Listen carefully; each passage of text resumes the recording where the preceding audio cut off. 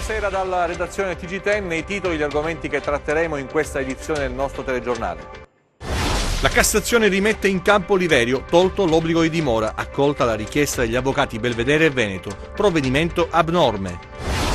Partecipata manifestazione a Catanzaro per ricordare le vittime innocenti di mafia, iniziativa organizzata da Libera, è la 24esima edizione. C'è anche Giuseppe De Stefano tra gli indagati per l'omicidio del giudice Antonino Scopelliti, notificato in carcere l'avviso di garanzia. Intanto è stato conferito l'incarico per l'accertamento tecnico sul fucile utilizzato per l'agguato teso dal magistrato nel 1991. Incrociano le braccia i dipendenti del Corat, chiedono assicurazioni sul loro futuro occupazionale, proclamato lo stato di agitazione permanente. Muore un detenuto ospite della casa circondariale di Rossano, la procura di Castrovilla ha riaperto l'inchiesta, 2 persone iscritte al registro degli indagati. Ignoti la notte scorsa hanno danneggiato la statua del santo patrono della città di Vibo, San Leoluca, indignazione in città. Ancora buonasera, dunque è stato definito abnorme il provvedimento emesso dalla DDA nei confronti del governatore Mario Oliverio. La Corte di Cassazione ha revocato l'obbligo di dimora e il Presidente potrà tornare alle sue attività senza limitazioni logistiche. Sentiamo.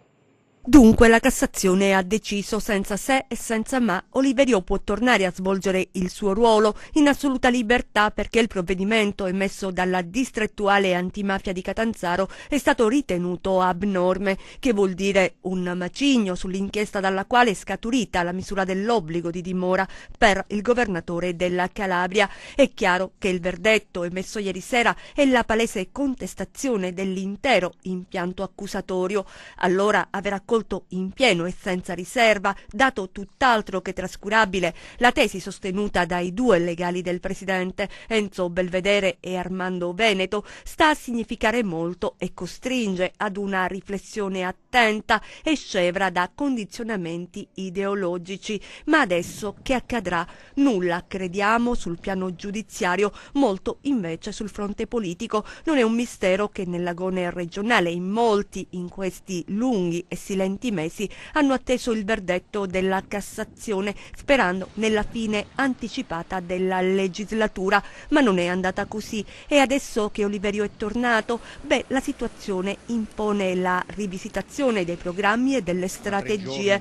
Il governatore che torna a frequentare costantemente il Palazzo del Potere significa tanto per il PD che per il centro-sinistra, significa tradotto in soldoni che lo ste c'è e che il passo indietro non è più in agenda e che non sarà facile guardare oltre senza confronto. Ora sarà interessante vedere inoltre quale atteggiamento assumeranno i consiglieri malpancisti già sul punto di spiccare il volo. Insomma, si apre una nuova fase politica con il protagonista di ieri, Mario Oliverio. Una notizia molto attesa, come avete sentito, non soltanto negli ambienti politici. La Calabria Virtuale ha commentato in vari modi il verdetto della Cassazione. Sentiamo. La notizia è arrivata ieri sera, poco dopo le 22:30, ed ha cominciato da subito a circolare sui social. In un attimo, sostenitori, simpatizzanti ed anche avversari politici di Oliverio hanno riempito i loro profili di messaggi, alcuni di saluto indirizzati al governatore con tanto di foto e di bentornato presidente, altri hanno paragonato il verdetto della Cassazione all'arrivo della primavera. Altri ancora sono entrati nel merito della decisione assunta dai giudici, rimarcando con forza il passaggio contenuto nel dispositivo, vale a dire provvedimento abnorme. Il web analizza, commenta, si interroga, si schiera. C'è la corsa a chi posta la frase più forte, più incisiva, più accattivante. Il fatto di cronaca si trasforma in forum, dibattito, confronto. La nuova comunicazione s'appropria in pochi attimi della notizia, la fa sua, la riempie di altri contenuti, la rilancia e la consuma. Nei social non c'è spazio per una terza via, o sei vittima o sei carnefice. L'utente, più che all'informazione, è interessato alla relazione, per cui la vicenda Oliverio diventa l'occasione per testimoniare condivisione o avversione. Il verdetto della Cassazione sospende il giudizio politico, lo blocca, lo rinvia, sancisce una tregua d'attesa, perché i nuovi media vivono di istanti, di impeto, di emozioni, il tutto in un veloce susseguirsi di parole che inseguono un unico obiettivo, il like gratificante. La manifestazione a Catanzaro per ricordare le vittime innocenti di mafia è stata molto partecipata, l'iniziativa è stata organizzata da Libera ed è giunta alla 24esima edizione. In testa al corteo le madri di vittime di mafia nel giorno di inizio primavera, simbolo della rinascita della vita e delle coscienze, e la manifestazione voluta da Libera in collaborazione con Avviso Pubblico a Catanzaro per la giornata regionale della memoria e dell'impegno in ricordo delle vittime innocenti di mafia. Striscioni e partecipazione, circa 40 i pullman arrivati nel capoluogo di regione. Ci sono tanti studenti ma anche sindaci che indossano la fascia tricolore. La Lamezia è presente perché Lamezia è una città che sulla propria pelle ha pagato tanto in termini di vittime per la mafia, e quindi noi siamo presenti, vogliamo urlare no alla mafia, vogliamo ricordare che di mafia si deve di fatto parlare ogni giorno, mai abbassare la guardia, mai pensare che sia un qualcosa che appartiene al passato. Si arriva in piazza Prefettura colorata dalle bandiere di Libera per la lettura, che è rito laico, dei 1000 nomi di vittime innocenti della mafia. Pietro Conte, Vito Stassi, Vito Cassarà, Giuseppe Compagno. Il collegamento con Padova per l'intervento con il fondatore di Libera, Don Luigi Ciotti, 24esima giornata di sensibilizzazione e di lotta. Dal 1996 si celebra questa giornata e dal 2017 è legge dello Stato. Significa che lo Stato ci mette la faccia, si deve impegnare sempre di più, perché le mafie sono subdole e comunque non garantiscono la crescita del territorio, questo è sicuro. Una vittima di mafia, un delitto di mafia voluto unitamente da Cosa Nostra e 'Ndrangheta, quello del giudice Scopelliti. Adesso parliamo dell'inchiesta però, perché vede un 18° indagato, coinvolto anche il boss Regino De Stefano. Dell'omicidio voluto da 'Ndrangheta e Cosa Nostra del sostituto procuratore generale della Cassazione Antonino Scopelliti, ucciso a Campo Calabro il 9 agosto 1991, sarebbero 18 gli indagati. Lo ha reso noto la procura antimafia di Reggio Calabria, che ha notificato un avviso di garanzia in carcere anche a Giuseppe De Stefano, di 50 anni, figlio del boss assassinato Paolo De Stefano, indicato come capocrimine di Reggio e boss di ultima generazione della 'Ndrangheta. Le indagini dunque proseguono a ritmo serrato dopo le dichiarazioni di alcuni collaboratori di giustizia e il rinvenimento del fucile utilizzato per compiere l'agguato mafioso, deciso dalle organizzazioni criminali calabresi e siciliane per togliere di mezzo un magistrato ritenuto scomodo. La Polizia Scientifica di Roma intanto inizierà il prossimo 4 aprile l'accertamento tecnico sul fucile calibro 12, cartucce e involucri utilizzati per custodire l'arma che sarebbe stata utilizzata per uccidere Scopelliti. L'incarico è stato formalmente conferito questa mattina dal procuratore distrettuale di Reggio Calabria Giovanni Bombardieri e sottoscritto dagli aggiunti Gaetano Calogero Pace e Giuseppe Lombardo. Il provvedimento è stato comunicato ai difensori e ai consulenti dei 18 indagati, 11 calabresi e 7 siciliani, fra i quali figura anche il boss mafioso latitante Matteo Messina Denaro. Ieri l'annuncio del Premier Conte, che ha detto che un prossimo CDM si terrà in Calabria. Oggi già il dibattito è sul luogo in cui si terrà questo Consiglio dei Ministri, che dovrà valutare le questioni calabresi, che sono tante. Una di queste è sicuramente la sanità, dove l'intervento del governo dovrà essere drastico secondo le intenzioni del Premier e del Ministro Grillo. Parlavamo della sede, appunto. C'è la proposta del sindaco di Catanzaro che dice potrebbe essere la sede del comune di Catanzaro o della provincia o la cittadella regionale, scelta che dovrebbe trovare anche il gradimento del governatore Oliverio. Ma sentiamo lo stralcio in cui Conte annuncia la sua intenzione. Vi anticipo che ho intenzione di far svolgere un Consiglio dei Ministri in Calabria. Perché in Calabria? Perché la Calabria è una di quelle regioni del sud che sono un poco veramente più abbandonate a se stesse, e il Consiglio dei Ministri avrà un valore simbolico ma anche operativo. In Calabria ci sono tanti problemi, un tessuto imprenditoriale che stenta assolutamente a decollare, una criminalità ovviamente molto pervicace, pertinace, insidiosissima, una sanità che è veramente disastrata, quindi interverremo porteremo delle misure concrete e il Consiglio dei Ministri ci consentirà di adottare lì in loco queste misure e di dare un segno della presenza del Governo. Per esempio in materia di sanità stiamo progettando un intervento risolutore, molto drastico e radicale, perché non possiamo più procedere con mezzi ordinari. Perché se abbiamo delle aziende, delle strutture ospedaliere che non consegnano bilanci da anni, dobbiamo prenderne atto e intervenire con mezzi, misure straordinarie e così via. Risolutore, drastico, straordinario, questo sono i 3 termini utilizzati per la sanità calabrese, ma la Calabria soffre in vari ambiti. Pensate, un ente come il Corap, nato dall'accorpamento degli ex 5 consorzi industriali della Calabria, i dipendenti protestano, stato di agitazione, mancanza di un piano industriale, sacrifici chiesti ai dipendenti, proteste che interessano tutta la regione. Oggi siamo a Crotone.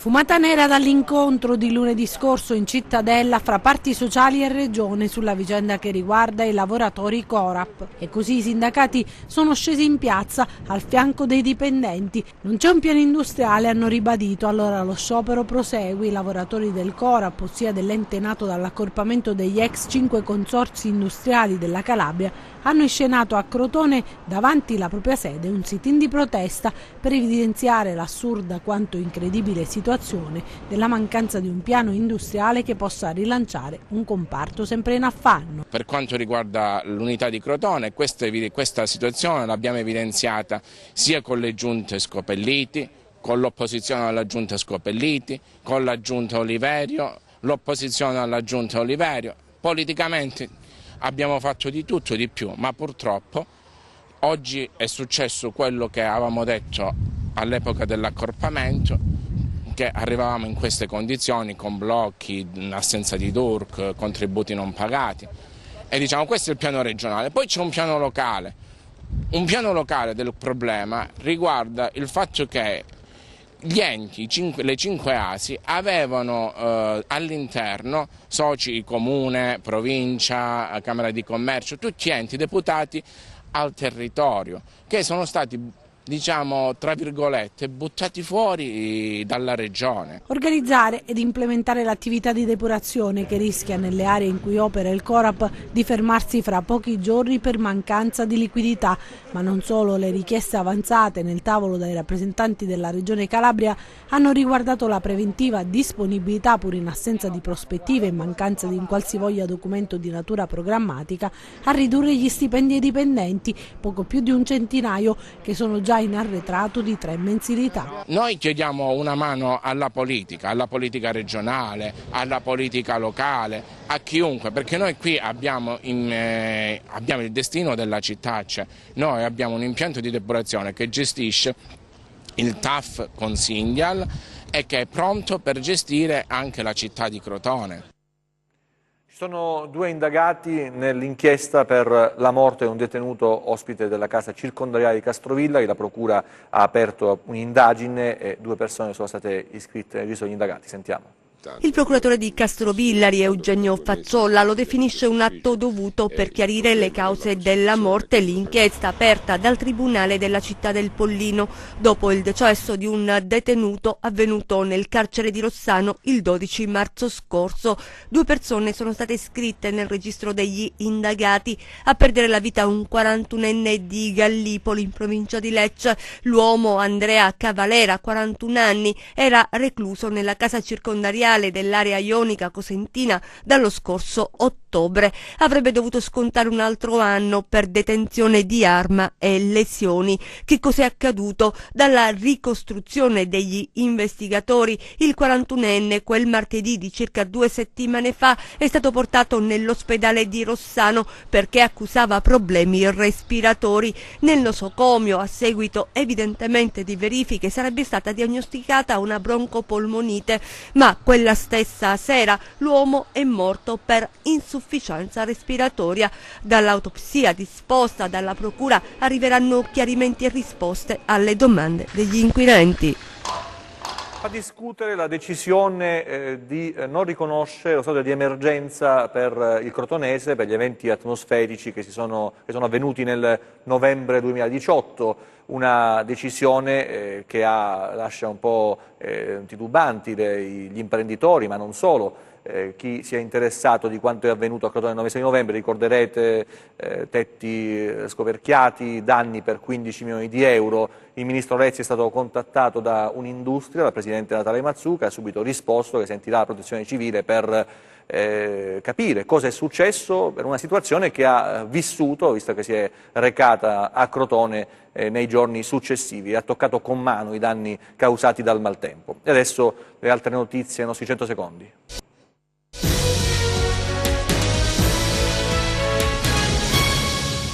La maxi evasione fiscale da oltre 10 milioni di euro è stata scoperta dai finanzieri del gruppo di Locri, che hanno denunciato alla procura i legali rappresentanti di 2 società operanti nel settore della preparazione Concia del Cuoio. Le 2 società, dopo aver realizzato un cospicuo giro d'affari in una provincia campana per eludere il fisco, avevano trasferito fittiziamente le sedi legali nella Locri da un paio d'anni.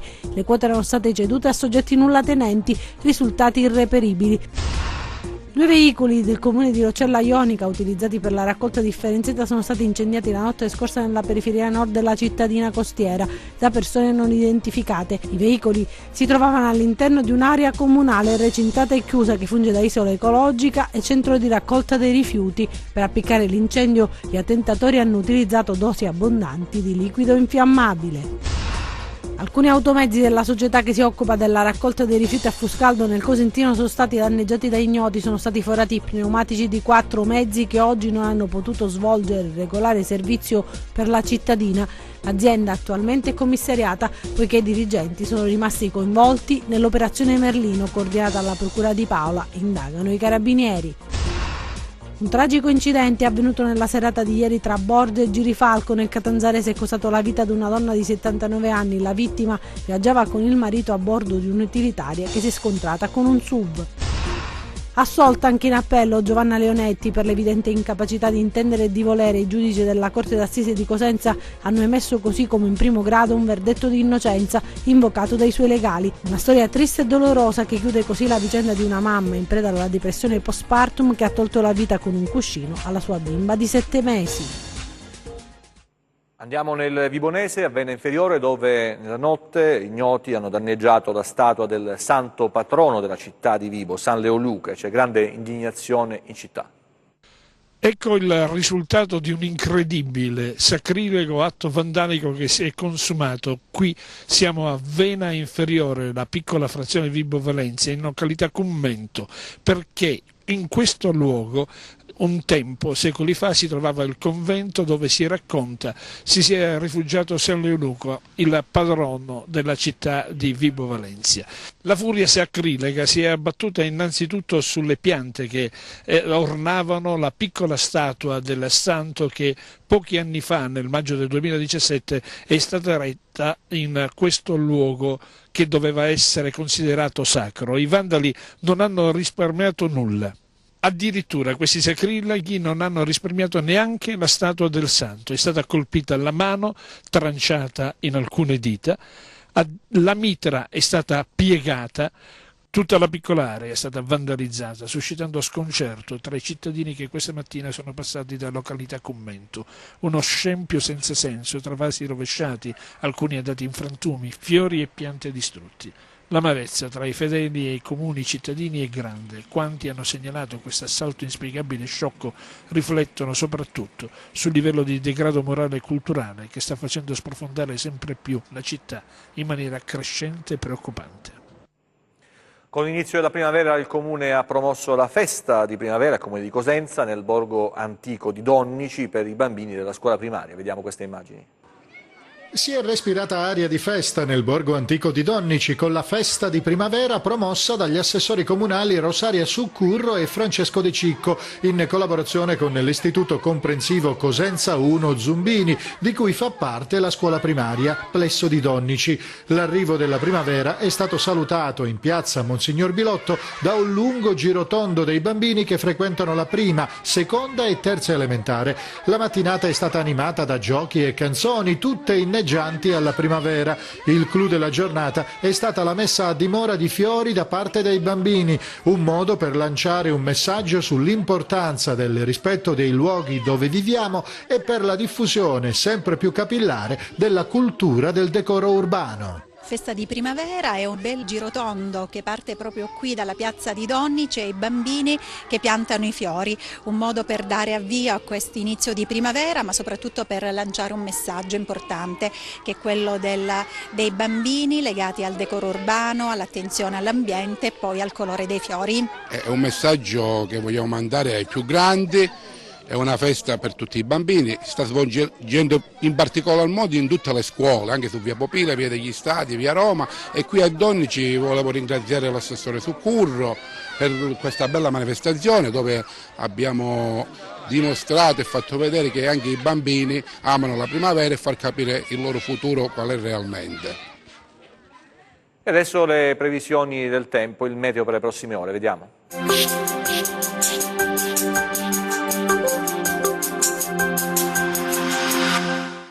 Il minimo depressionario attivatosi tra le coste algerine e il Mediterraneo occidentale tende a spostarsi sulla Tunisia e ad apportare dell'instabilità in particolare sulla Sicilia. Per quanto riguarda la Calabria, i maggiori effetti di tale peggioramento si avvertiranno sul Reggino. Per le rimanenti zone avremo una fase di variabilità con schiarite sempre più ampie a partire dalla giornata di venerdì.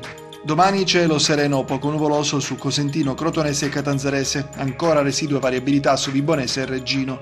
Possibili piovaschi potrebbero verificarsi ancora sull'area spromontanea, temperatura in graduale aumento. Domani venti moderati dai quadranti orientali ovunque, i mari risulteranno poco mosso il Tirreno, mosso lo Ionio Cosentino, molto mosso nei rimanenti settori. Prima di salutarci vi ricordo il nostro sito web www.meteoincalabria.it e la nostra pagina Facebook Meteo in Calabria. TG che finisce qui, ci vediamo nelle prossime edizioni, grazie per la vostra attenzione e ancora arrivederci e buona serata.